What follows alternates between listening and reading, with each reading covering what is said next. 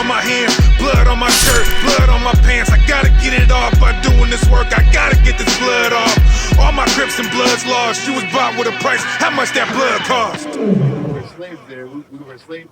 We were enslaved by Pharaoh there. We went through slavery, harsh bondage. So that's what they think of Egypt, right? Even the word Mizraim goes into captivity. Or that's the Hebrew way of saying Egypt, right? Let me go back to this. With ships, by the way whereof I spake unto thee, thou shalt see it no more again. Start over. And the Lord shall bring thee into Egypt again with ships. With ships, right? So he's basically saying, I'm going to bring you into slavery again with ships. Right. How do we get over to America? On slave ships. Go ahead.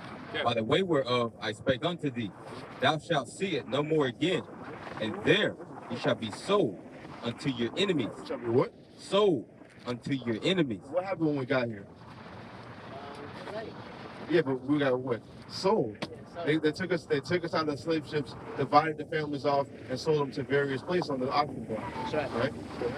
There you shall be sold unto your enemies for bond men and bond women. Slave man and slave woman. Did that happen to us? And no man shall buy you. And buy you is going into redeem you, if you look at the Hebrew word. Going to redeem you, like save you out of this or buy you out of this slavery. Like MLK didn't buy us out of slavery. Malcolm X. I always forget his name. Yeah, Malcolm X, right? They didn't save us out of slavery. They didn't do anything. They didn't really help us out of the situation whatsoever, pretty much. Nobody saved us out of the slavery.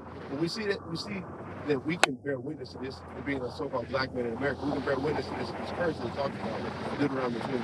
Give me Isaiah 42, verse 22. I'm going to show you something else. Serve every week. This is the book of Isaiah, chapter 42, verse 22. But this is a people robbed and spoiled. Talking about the Israelites again, right? This is a people robbed and spoiled. When you say we're a people robbed and spoiled, because yes, us. Yeah. Because even the inventions we come up with, somebody just comes and takes it and claims it for themselves. Like Alexander Graham Bell, like that's one of them about phones. You got like the what? I believe I don't know 100% on that one, but I heard about it. I don't know. I heard about that one though. But that could be one of them. But like, everybody just takes stuff from slaves, like inventions. They'll do that. So-called white men been doing that since it existed anyway, taking people's nationalities, taking their inventions and claiming it for their own. That's right. But it says this is people robbed and spoiled, right? Keep going. They are all of them snared in holes. And they are hid in prison houses. Where? In prison houses. I said the Israelites be hid in prison houses, right? Where are we located at? Yeah, we're in America. If we're not in the hood and we're not up there in the suburbs, where we at? We're in the prison houses, man. Our people are the most incarcerated ever in this country. That's right. The blacks and the Hispanics completely, right? So it says that would happen to the Israelites. Keep going. They are all of them hid in prison houses. They are for a prey, and none delivereth. For a spoil, and none saith restore. And none saith restore, because nobody pleads our cause. Nobody out here trying to plead the cause for the so-called black man. They'll come up there and march with us, but marching isn't doing anything. We've been marching for decades now, and nothing's changed. We still get shot. We still get the modern day lynching, which is getting shot by the police. Right. Nothing helps our situation. Nobody tries to plead for our situation. Because those people out there who make the laws, they can help us anytime they want. Hell, Obama gave the Holocaust survivors some money, like reparations. And then Japanese people reparations. Out of the whim of the so-called white man, they can help anybody whenever they want, but they don't choose to help us then. Well, why? Because they have a perpetual hatred towards us, and they don't want to save us out of this situation. Nobody says restore to us. Nobody wants to nobody wants to give us our 40 acres and a mule right now. Let's just say it like that. And the Bible says that would happen to a certain people. That would happen to the Israelites, and we see it happening to us. Let me show you another one. We do Deuteronomy 28 verse 54. When you say you're around, when you're around other, let's say black people, when we say around other black people, don't they like try to mug you for no reason? Sometimes you see that, but why does that happen? I think it's the way that's taught, the way that's brought up. Yeah, we learned that. Yeah, we really learned that through slavery and the Willie Lynch letter to get over on our people, to hate our people, really. That's where we learned that from, slavery. But the Most High God made it like that so this curse could be fulfilled. Go ahead and read that. This is the book of Deuteronomy, chapter 28, verse 54. So that the man that is tender among you and very delicate. We used to have brotherhood between our brothers. We didn't just look at each other and just mug each other all the time. We were tender and delicate towards each other. His eye shall be evil towards his brother. His eye shall be what? Evil towards his brother. His eye shall be evil towards his brother. You see, our people will just mug you for no reason, but they're not going to do that to the white man. They don't do that to Asian man. They're Japanese man. They don't do that to any of them. But they only do it to us. Why? Because that's what was taught to us. And slavery. And the Most High God wrote this. He had this given to Moses to tell us that one day you're going to get to a point that this is going to happen to you. Why? Because you transgressed the law, statutes, and commandments. Give me Deuteronomy 28, verse 15. I showed you why it's happening, but I'm going to tell you. I showed you the actual curse, but I didn't show you why it's happening. I'm going to show you why. This is the book of Deuteronomy, chapter 28, verse 15. But it shall come to pass, if thou wilt not hearken unto the voice of the Lord thy God, to observe to do all his commandments and his statutes, which I command thee this day, that all these curses shall come upon you and overtake you. All these curses come upon you and overtake you. Why? Because you didn't hearken to the Lord. Hearken means listen. We didn't listen to the Most High God to keep his commandments. That's why we got brought here on slave ships. That's why our eyes evil towards our brother. That's why we're the first ones fired and the last ones hired. It's because we don't listen to the Lord. Because he made this covenant with us. That's why you see us getting jacked up. You don't see everybody else getting jacked up. Give me Amos 3 verse 1. You go back to Deuteronomy 20 verse 54. We can finish that out. Well, when you get there, let's go ahead and get there. Deuteronomy 28 verse 54. So that the man that is tender among you and very delicate, his eye shall be evil towards his brother and toward the wife of his bosom. And toward the wife of his bosom, right? What do you see with that? That's domestic violence, domestic disputes. Watch this. And toward the remnant of his children. And towards his children that he what? Which he shall leave. Which he shall leave. Who's leaving their family? Black men. Black man's leaving their families. Black man, the so-called black man is just leaving their family at record numbers to the point to where like it's almost a thing like you just expect that out of us. That's what the so-called white man just expects that out of us. It's like, I bet you didn't know your father. Why? Because you see that happening in our neighborhoods. You don't see that happening with everybody else. The Most High God made this happen, put this spirit on us to do this because we break the laws. There's a reason for our condition. It is because we don't keep the law, statutes, and commandments that God told us to keep. That's why he jacks us up. You don't see this happening to everybody else. Because like, if you look at the world, nobody's really keeping the commandments, really. But you only see one type of people getting jacked up, and it's us. Watch this. This is the book of Amos, chapter 3, verse 4. 3 verse 1. 3 verse 1. Hear this word that the Lord hath spoken against thee. Against you, O children of Israel. Children of Israel. So the context is the Lord's talking to the Israelites, right? Against the whole family which I brought up from the land of Egypt, saying, you only have I known of all the families of the earth. So he only knew us out of all the families of the earth. He doesn't know everybody else. He's only the God of the Israelites. We're going to prove that again. Therefore, I will punish you for all of your iniquities. So since he knows us and since he deals with us, he's going to punish us for our iniquities. So the whole world's really not keeping the law, but we're part of that same world not keeping the law, but he's only judging us for it. Why? Because we're the only family he knows. What do? Give me Deuteronomy 28 verse 1. It's the book of Deuteronomy, chapter 28, verse 1.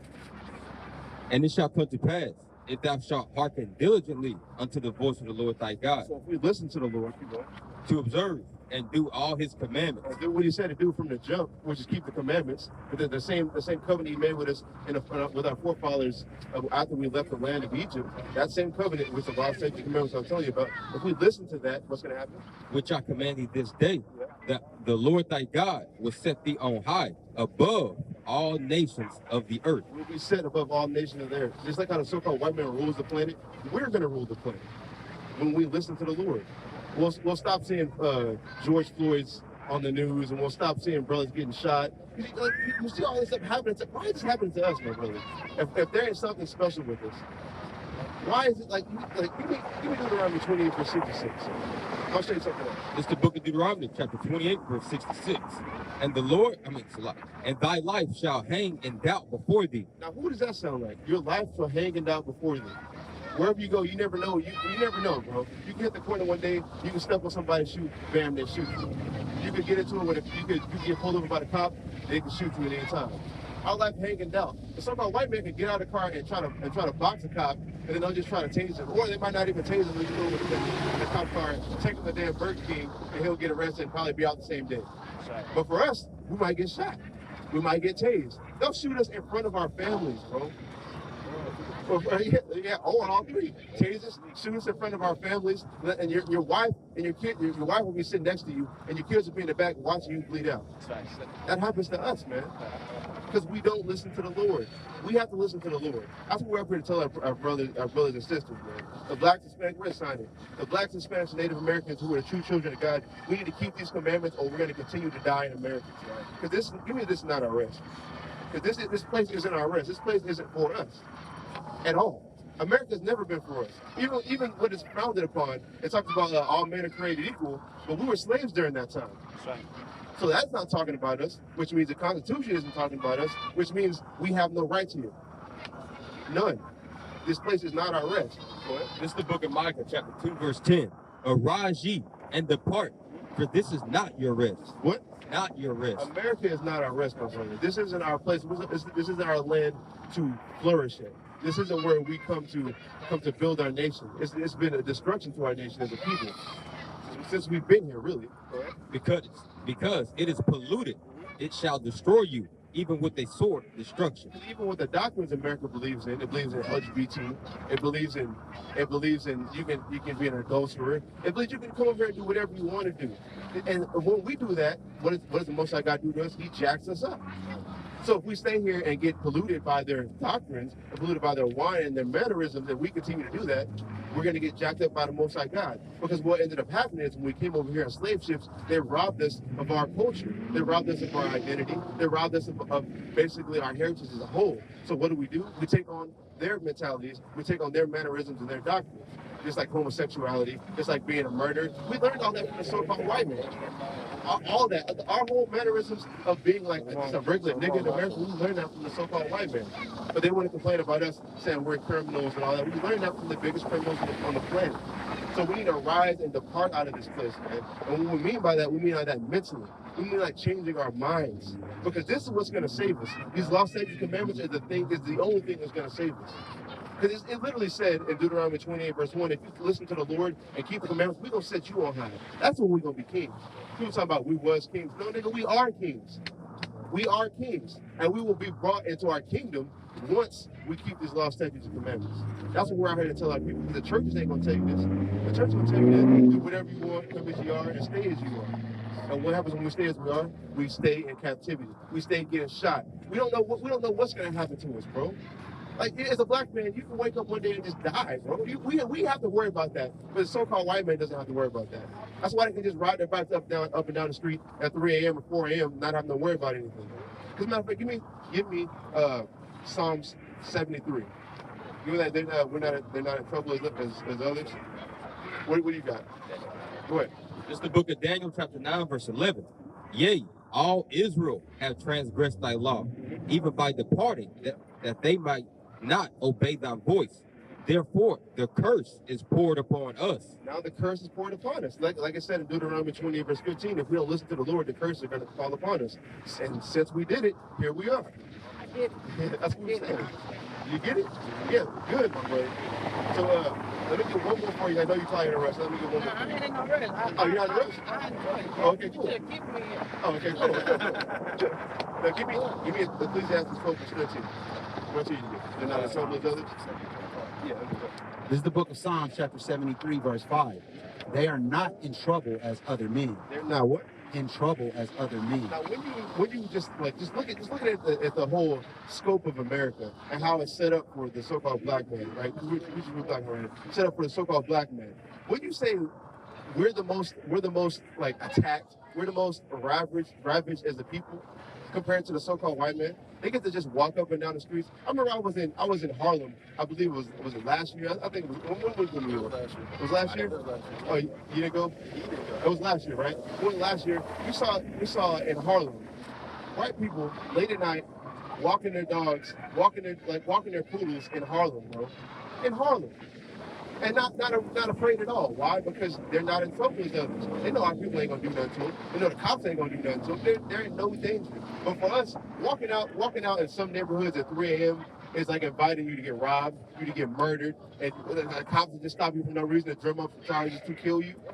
That's us. We're in trouble. We're in trouble. We have. It's just dangerous for us to just be walking in our own streets. Man. It's dangerous for us, but the so-called white man, it's not like that for them. They're not in trouble like how we are. Neither are they plagued like other men. Yeah, exactly. Therefore, pride compasseth them about as a chain. And that's why they're so prideful. That's why they say, oh, there's nothing wrong with the situation. There's nothing wrong with the cops. They're doing their job. But they're beating our ass every damn day. Keep going, it gets better. Violence covereth them as a garment. Their eyes stand out with fatness. They have more than heart could wish. And that's the so-called white man. They have more than heart could wish, but they'll come and steal everything from you. Our people come up with a new dance, guess who's doing it the next day?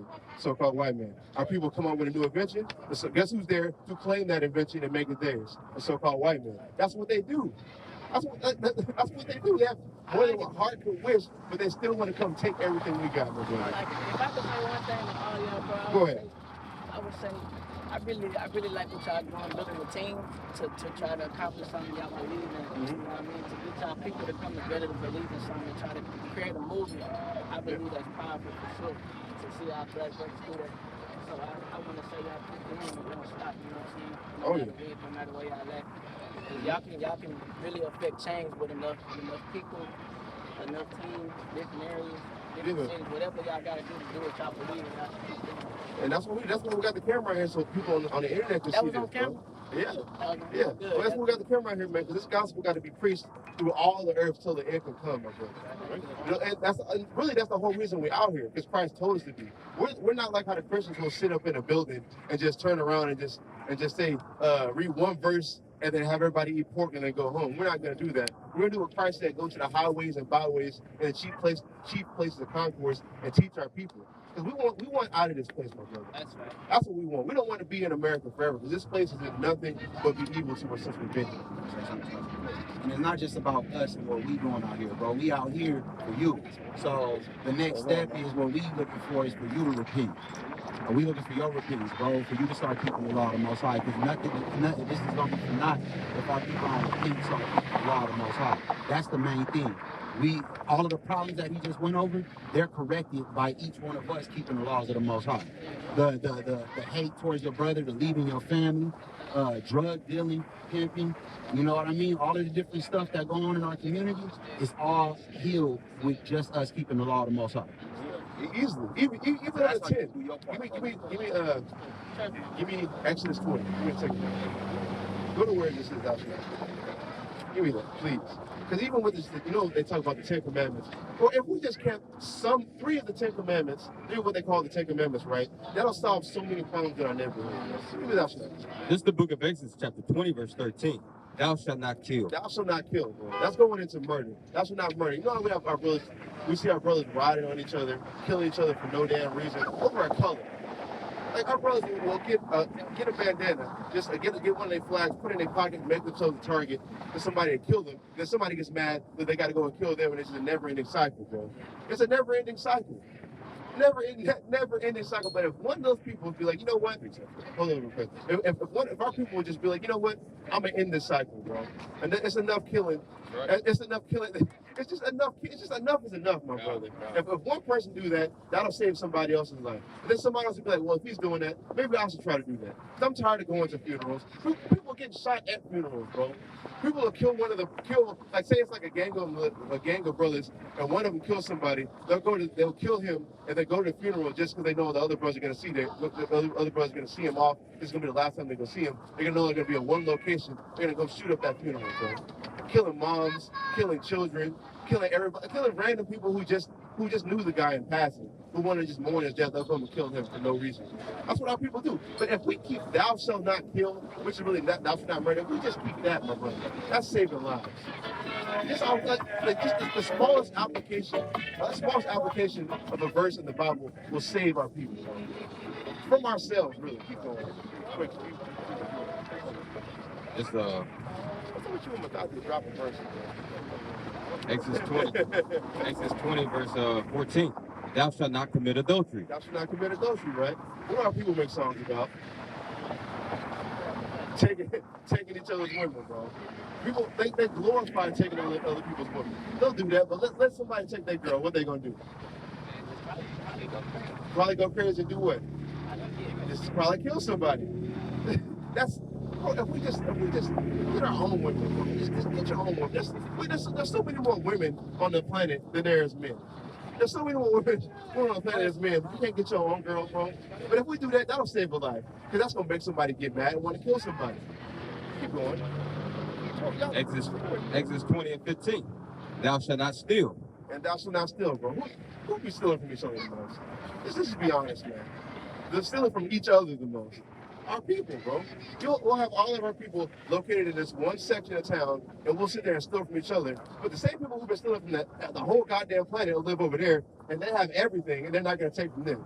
Our people will have nothing and steal from each other. But the so-called white man will have millions over there, and they have a damn treasure trove of items that you can turn around and flip. If you want to be honest, you can turn around and flip and make more money. But we'll rather steal from our own people, bro. Like, how are we gonna get somewhere if we're just killing each other and stealing from each other and doing whatever we want, bro? Matter of fact, that's why the Lord sits there and beats. Give me Hosea 4. That's why the Lord sits there and beats us up, bro. If we can, bro. That's what we do, man. That's what we do. Give me Hosea 4. Get your precept, bro. He was talking about us killing each other.